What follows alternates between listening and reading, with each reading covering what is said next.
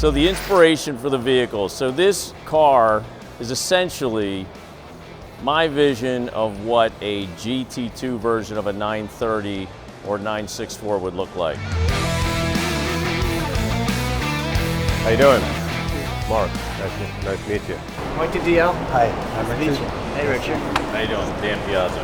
We ended up finding a tuner, RWB, that does basically a bolt-on look of a wide-body kit.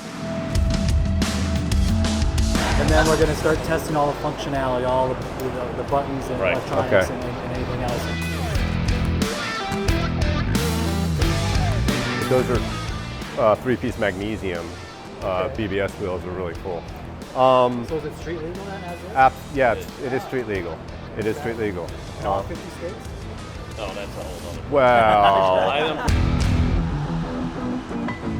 all the seals and everything on the car are all factory. Like this is a factory 964 rear window. We use the 964 rear window in order to get rid of the metal locks.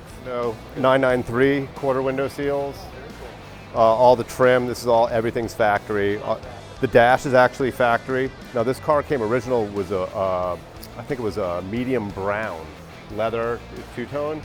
And what a lot of people don't know is underneath that leather is the factory black vinyl. So I did not know that. Right. Whenever they have the leather wrap panels, you peel it off and it's a perfect vinyl underneath there to do what you want with. So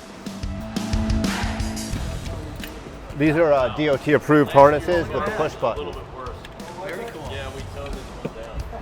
Okay, great.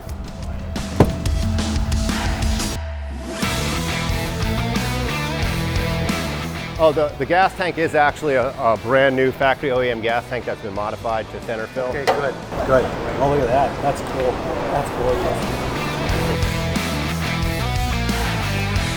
As far as the engine, had an expert tuner take this vehicle to a whole nother level with the twin turbos.